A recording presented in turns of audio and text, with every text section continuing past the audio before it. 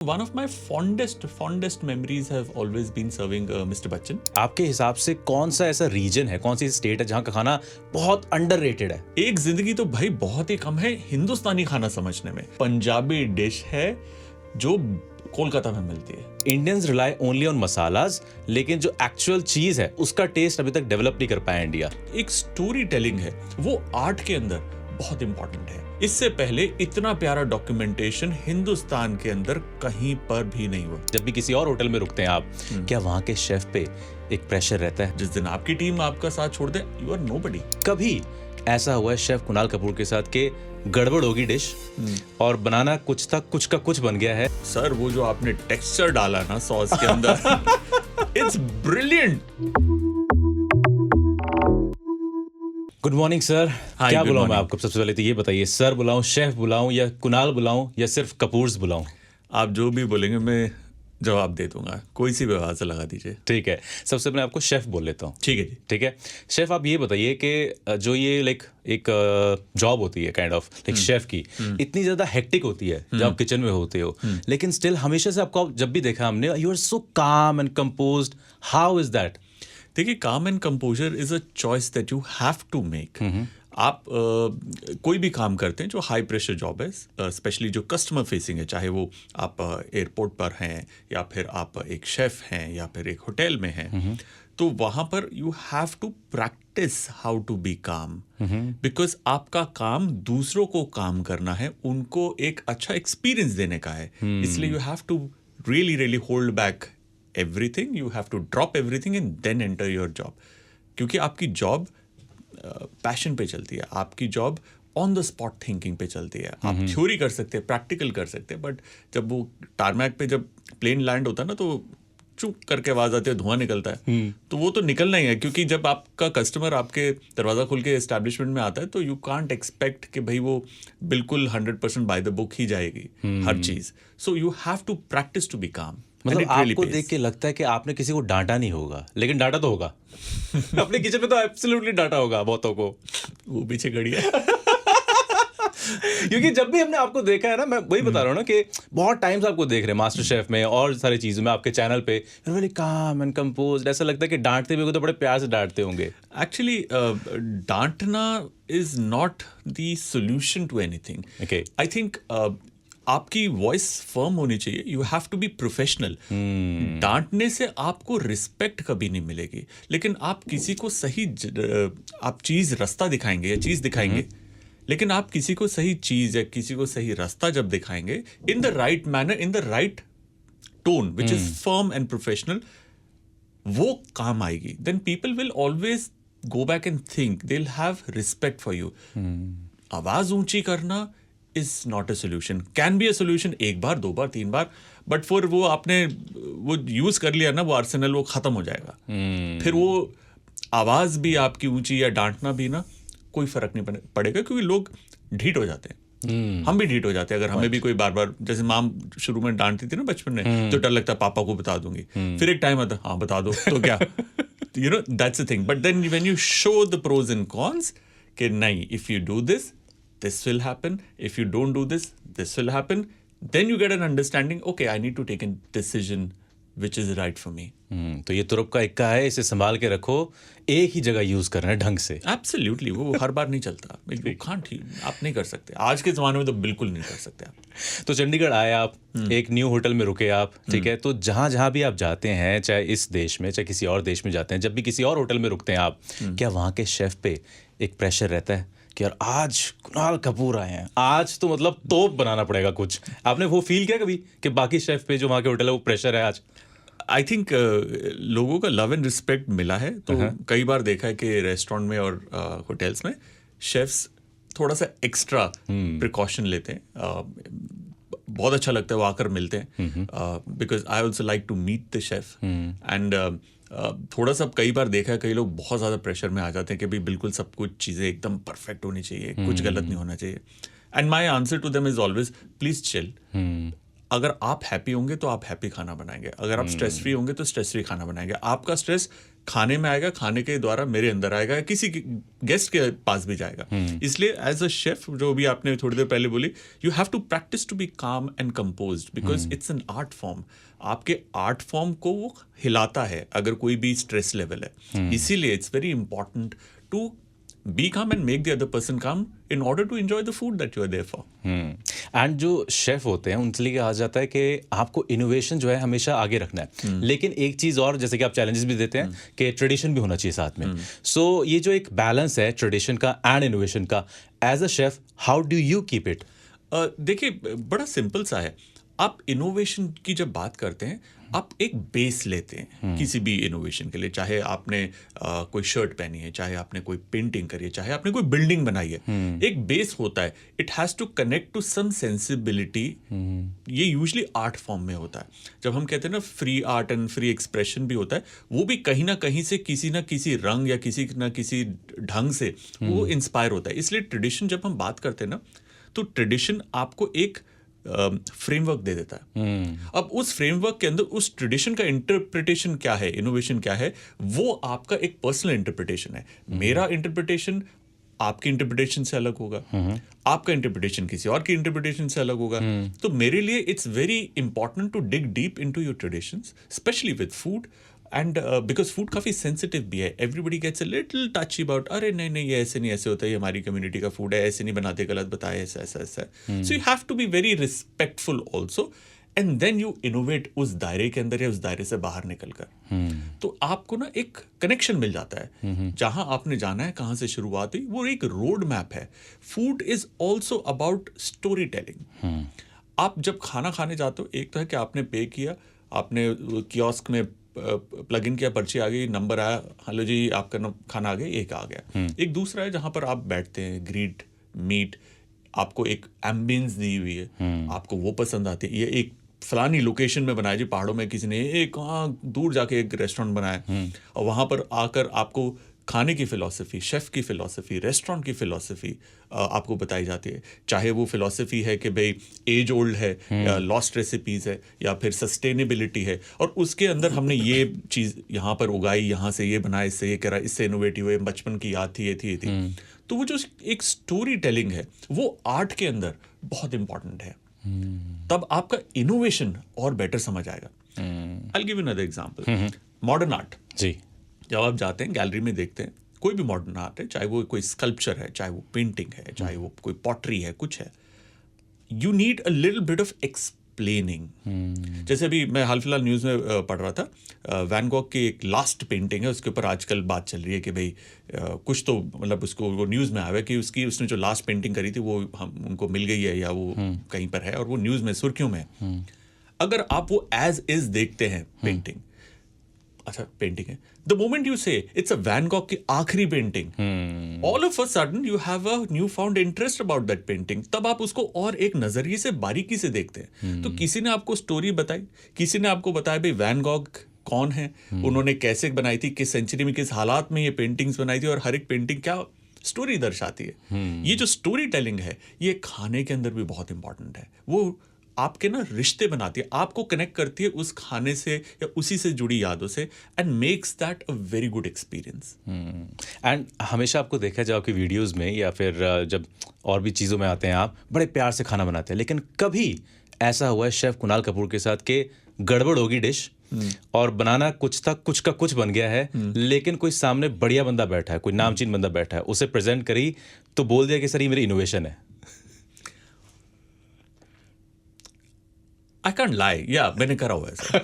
Please एक example बिना नाम लिए हुए आप ले सकते हो। मतलब एग्जांपल इस तरह याद नहीं, ये I will tell you what, शुरू में ना आई रिमेंबर एक ना मैं सॉस बना रहा था, Okay. वो ओवर बीट करने की वजह से हल्की सी स्प्लिट हो गई। ओके।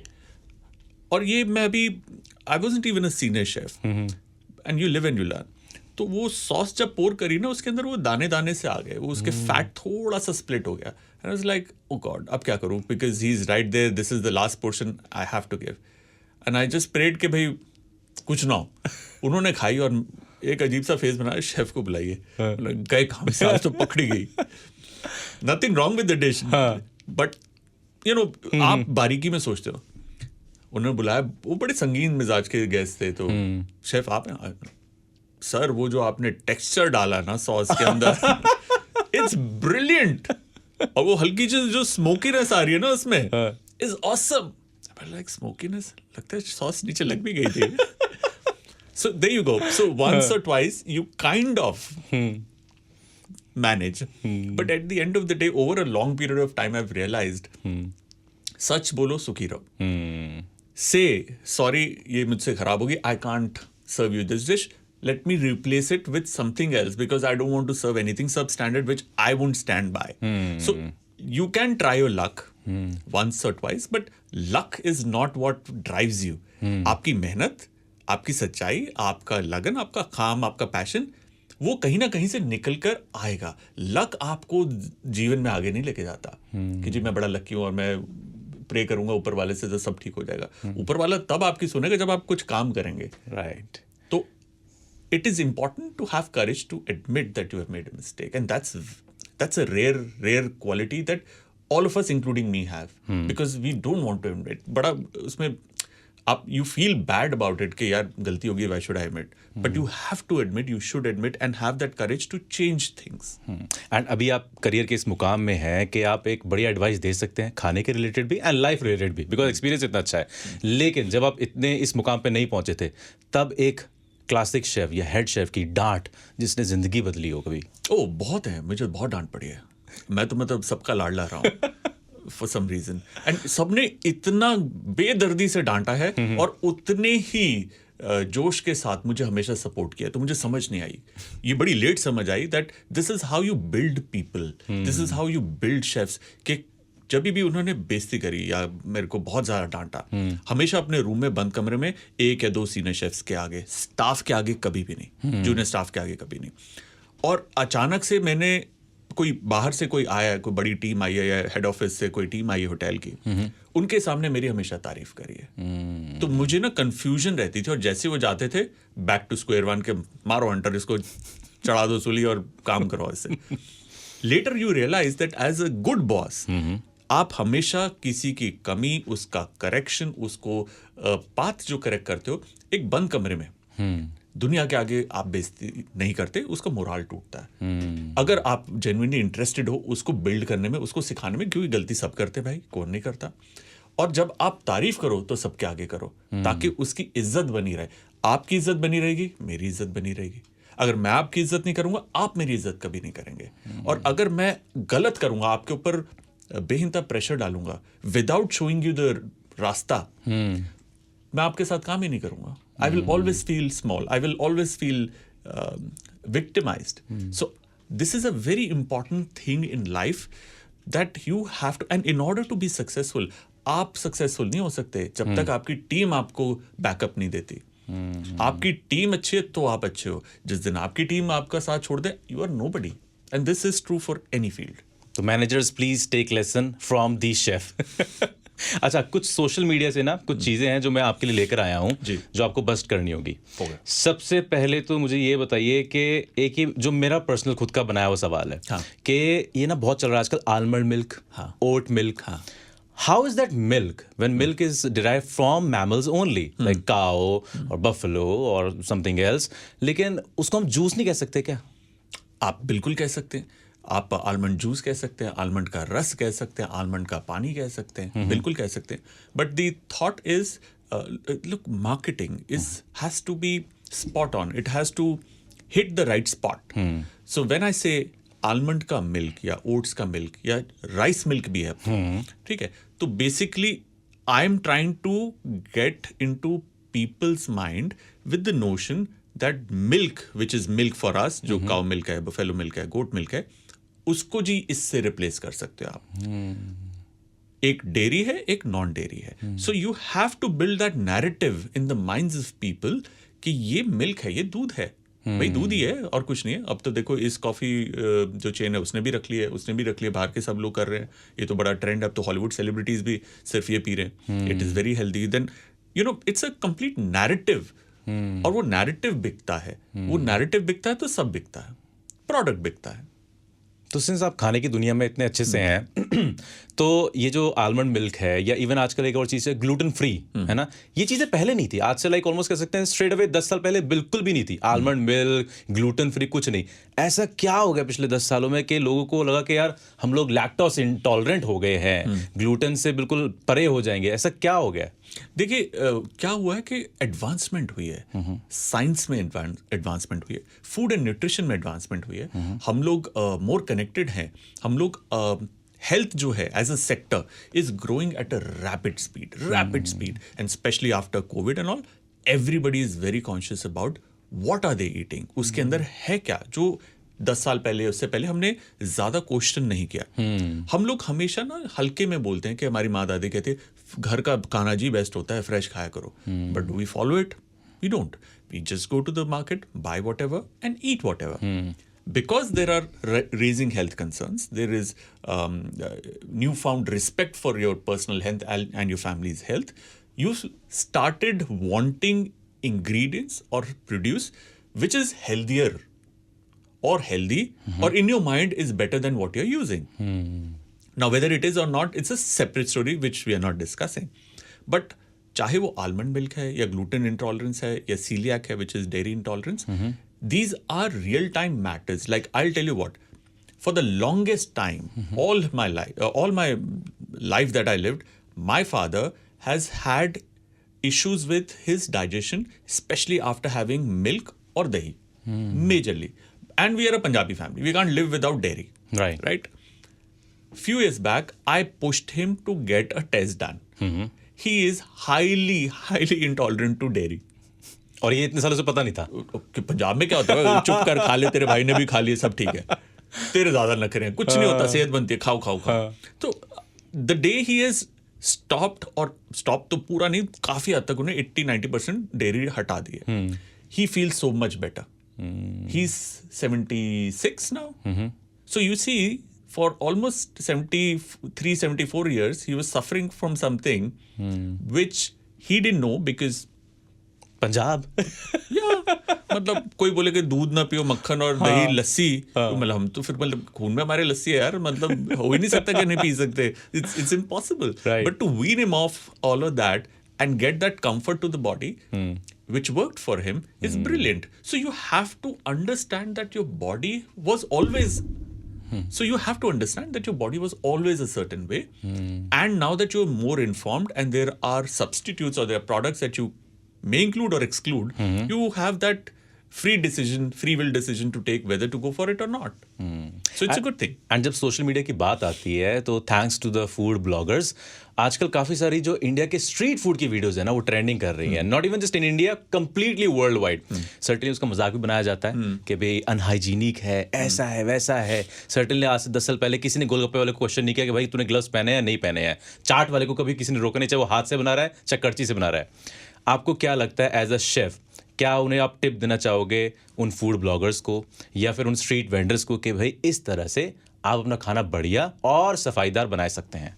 देखिए एक बात बड़ी सिंपल है, जो हिंदुस्तान का खाना है ना वो अभी भी रेस्टोरेंट्स में नहीं, उनकी स्ट्रीट्स और घर पे सबसे बढ़िया बनता है. Why I say that is because वो ऑनेस्ट है. घर पर ना प्रिटेंस नहीं होता. Restaurants need a little bit of build up, a pretence, a little bit of showmanship, which is brilliant, nothing wrong with that, and you pay a premium for that. But a street food vendor, चाहे वो ऐसे करके ऐसे हाथ टेढ़े मेढ़े करके डाल रहा है, कुछ कर रहा है, you know, हम हंसते हैं, हम शेयर करते हैं, but we like that chap because उसके अंदर उसकी ना सच्चाई दिख रही है, ऑनेस्टी दिख रही है. बेचारा मेहनत कर रहा है कि ऐसे करने से, हाथ उल्टा सीधा घुमाने से, इधर उधर कुछ स्टोरी सुनाने से, करने से उसका काट चल रहा है, उसका धंधा चल रहा है, सामने है. वो हमें दिख रहा है कि वो जान के कर रहा है, बट वो सुबह से रात तक उस गर्मी में, उस सर्दी में, उस बरसात में वो खड़ा हुआ पूरी अपनी फैमिली को सपोर्ट कर रहा है. We should respect people who work hard, who sincerely work. ये नहीं कि वो भी तो क्या ना, चलो पढ़ जाओ, मैं नहीं काम कर रहा, कर ले जो करना, मैं पी लिया, नशा कर लिया, कुछ कर लिया. कई लोग ऐसे करते हैं, हार मान लेते हैं, बट बिकॉज वो काट पे लगा है और वो उसकी फैमिली भी साथ में एम्प्लॉयड है कि भाई वाइफ है तो चल वो कुछ बना रही है, बच्चे हैं, स्कूल नहीं भेज सकता तो वहाँ पे हेल्प कर रहे हैं, कुछ भी कर रहा है, अपनी जीवन व्यतीत कर रहा है, ईमानदारी से पैसे कमा रहा है. So we should support them. And bloggers जितने भी हैं, they have done immense work in promoting people who cook, family supported by them and the food of India. इससे पहले इतना प्यारा डॉक्यूमेंटेशन हिंदुस्तान के अंदर कहीं पर भी नहीं हुआ। मेरी पूरी करियर के अंदर मेरे को एक ऐसी किताब नहीं मिली जो पैन इंडियन फूड बताती है। मैं अपने आप को कहता हूँ I am proudly an Indian chef.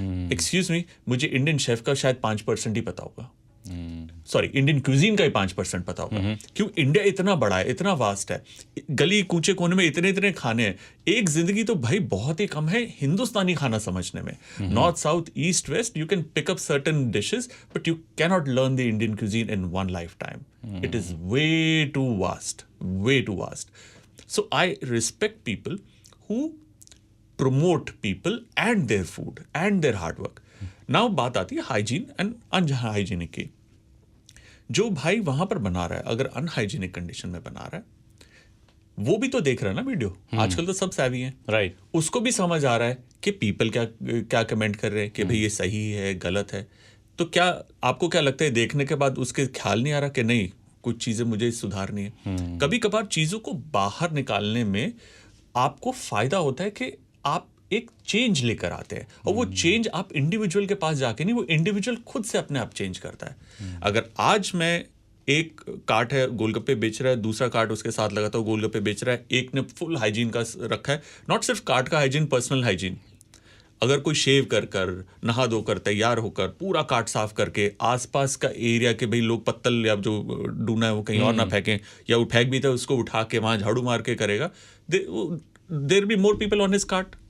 आपको ओवरसेल करने की जरूरत नहीं है। और ये बात क्या जो वीडियो देख रहा है जिसका आया कि भाई इसका अनहाइजीनिक है, उसको नहीं समझ आ रही? बिल्कुल आ रही है। सो ये एक शिफ्ट आएगा, धीरे धीरे आएगा, टोटली चेंज होगा नहीं होगा I don't know, but definitely there is a shift towards doing things the right way, doing things a little more hygienically. नहीं, ये तो बात माननी पड़ेगी, बिकॉज एटलीस्ट हमारी ट्राई सिटी में तो मैंने देखा है आजकल हर एक गोलगप्पे वाला चाहे वो पन्नी वाला लिफाफा बनेगा लेकिन करेगा वैसे ही। तो सर जैसे मैं बात कर रहा था सोशल मीडिया की, तो उसमें एक कमेंट था जो हाईलाइटेड था काफी ज्यादा सोशल मीडिया पे कि Indians rely only on masalas, लेकिन जो एक्चुअल चीज है उसका टेस्ट अभी तक डेवलप नहीं कर पाया India. How do you counter that? ऐसा कुछ नहीं है। Look, we are a land of masalas. Understand, हम लोग, हर इंसान किस चीज से बना है? मिट्टी से, राइट।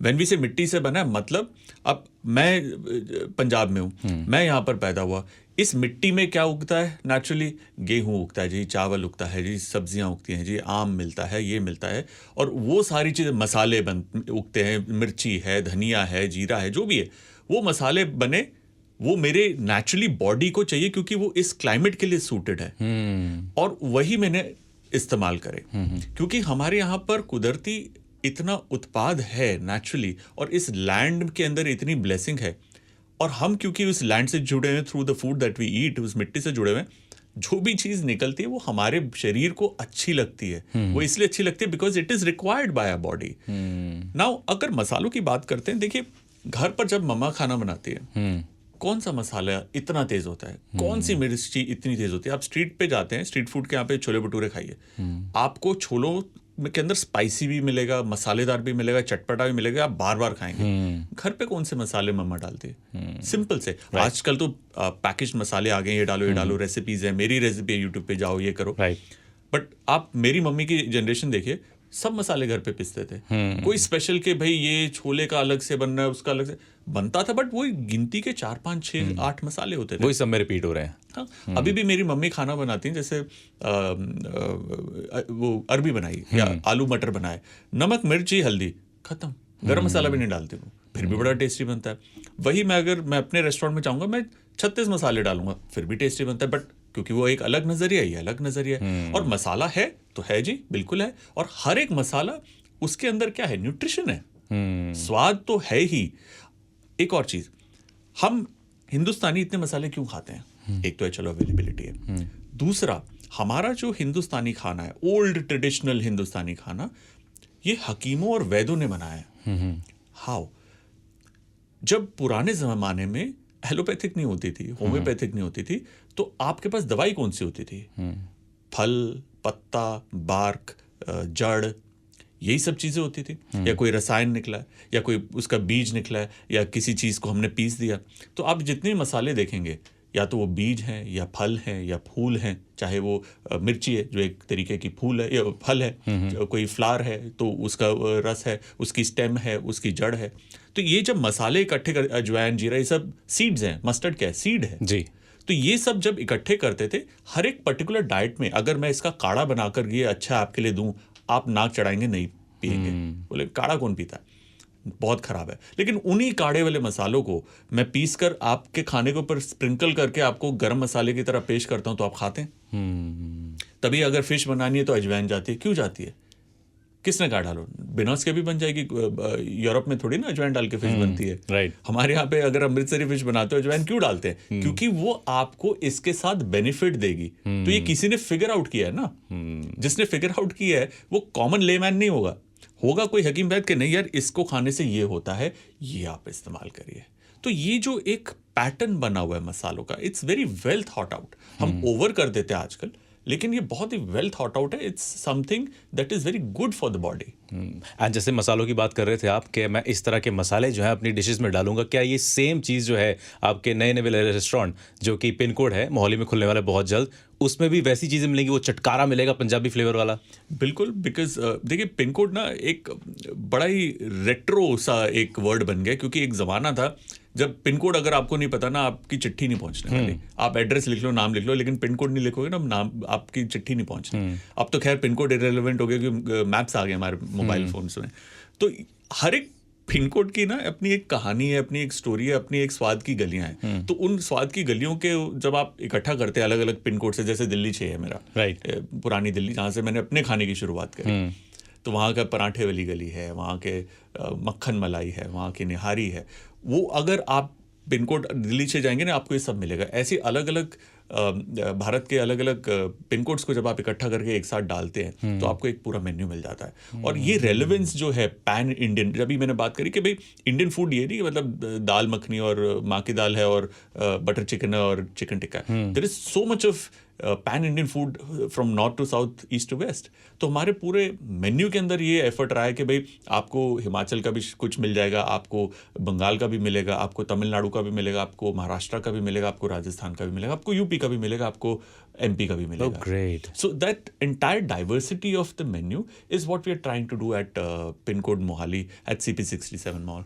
तो अगर आपके पिन कोड के मेन्यू में इतनी डाइवर्सिटी है, आपके हिसाब से कौन सा ऐसा रीजन है, कौन सी स्टेट है जहाँ का खाना बहुत अंडररेटेड है? अंडररेटेड, आई थिंक अंडररेटेड है ओडिशा का खाना, उड़िया खाना। इट इज़ फैंटास्टिक, बहुत ही टेस्टी खाना है, स्पेशली द वेजिटेरियन फूड। बहुत बहुत टेस्टी है। कुछ डिश अगर आप बता दें। एक हो तो बताऊं, मतलब आप अगर उड़ीसा की डिशेस को अगर ध्यान से देखेंगे ना, वो थोड़ा सा बिहार और थोड़ा बंगाल से मेल खाती है, क्योंकि at one point of time this used to be one big area. Then आप कोस्टल साइड जाएंगे, खाना बिल्कुल चेंज हो जाता है। So I think the entire style of preparation जो घी के अंदर बनता है, सिंपल साधारण सा खाना जो घर पर बनता है, is super tasty. Another cuisine is the Kolkata की cuisine, not the West Bengal की क्यूजीन। वेस्ट बंगाल की क्यूजीन और कोलकाता की क्यूजीन थोड़ी अलग है। ओके। कोलकाता की cuisine is one of the best in India, one of the best. वो इसलिए क्योंकि कोलकाता एक ऐसा शहर है जो माइग्रेंट्स का शहर है, लिटरली। जैसे पंजाब से कई लोग वहाँ किसी ज़माने में गए, वहाँ बस गए, राजस्थान से गए, वहाँ बस गए, तमिलनाडु से गए, वहाँ के बस गए, वहाँ बस गए, ऊपर नॉर्थ से आए लोग, चाइना से आए, वहाँ का चाइनीज़ फूड का इन्फ्लुएंस है, वहाँ बस गए, नेपाल से आए, वहाँ बस गए। तो वहाँ का जो कॉन्फ्लुएंस है खाने का, और बंगालीज की एक बहुत अच्छी बात है, जो भी खाना आता है उनका हो जाता है। वो कोलकाता का खाना, वो अपने हिसाब से उसमें चीजें कर लेते हैं, एडजस्ट हो जाता है, खाना एडजस्ट हो जाता है और उनकी डिश हो जाती है वो। They are very open about food and they love eating. तो बिकॉज ये होता है, if you see the trend, and I give you an example, हमारे ना मेन्यू पे एक है चिकन भरता, विच इज बेसिकली चिकन भरता।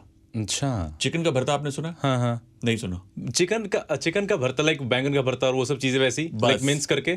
बस वो नहीं, वो तो छोड़ दो। अच्छा। बैंगन का भरता सुना है, चिकन का भरता सुना है? नहीं। चिकन का भरता एक क्लासिक पंजाबी डिश है जो कोलकाता में मिलती है। कोलकाता के ढाबों में किसी जमाने में शुरू करी थी पंजाबी लोगों ने। सरदार जी थे जो गए थे पंजाब से उधर, वहाँ सेटल हुए। उन्होंने अपने ढाबे में कहा कि यार बैंगन का भरता तो बहुत बिकता है, यहाँ के लोग नॉनवेज बहुत पसंद करते हैं, तो उन्होंने चिकन का भरता स्टार्ट किया और आज एक बहुत ही आइकॉनिक कोलकाता की डिश है वो। सो यू सी, एंड ये हमारे मेन्यू पर है। और आप great. खाएंगे ना, अब मैं नहीं बताऊंगा कि मिन्स है क्या है, आपको आकर खाना, आपने ट्राई करना और बोलना है कि भैया कैसे। ठीक है। इतना स्वाद उंगलियां चाटते रह जाएंगे। And it's very different from the usual fair जो मोस्ट इंडियन रेस्टोरेंट्स में आपको मिलता है। तो पहली चीज जाकर पिन कोड में चिकन भरता। You will love it. ठीक यू है। Will love it. तो कोई सेलेब के लिए आपने जब खाना बनाया हो, कोई ऐसी याद है जो सबसे बेहतरीन तारीफ करी हो किसी सेलेब ने आपकी, जो हमेशा याद रहती है? I think over the years, because you know आप खाने के प्रोफेशन में होटल्स के साथ जुड़े हैं, अलग अलग आपको लोग मिलते रहते हैं जो सेलेब्स हैं, चाहे वो बॉलीवुड से हैं, चाहे वो क्रिकेटर्स हैं, चाहे वो कोई लेखक हैं या कोई अदाकार हैं। But I think one of my fondest memories have always been serving mister Bachchan, and that was very early on in my career. तो वो मेरे को ज़्यादा अच्छे से याद है क्योंकि तब मैं बच्चा था, लिटरली इस पूरे गेम में, इस वर्ल्ड में बच्चा था। और नोएडा में I used to work. Noida में वो आए थे, उनकी कोई फिल्म की प्रमोशन थी शायद, और वो कुछ एक दिन के लिए, मतलब कुछ घंटों के लिए बस उनको रूम था, वहाँ पे रेस्ट किया।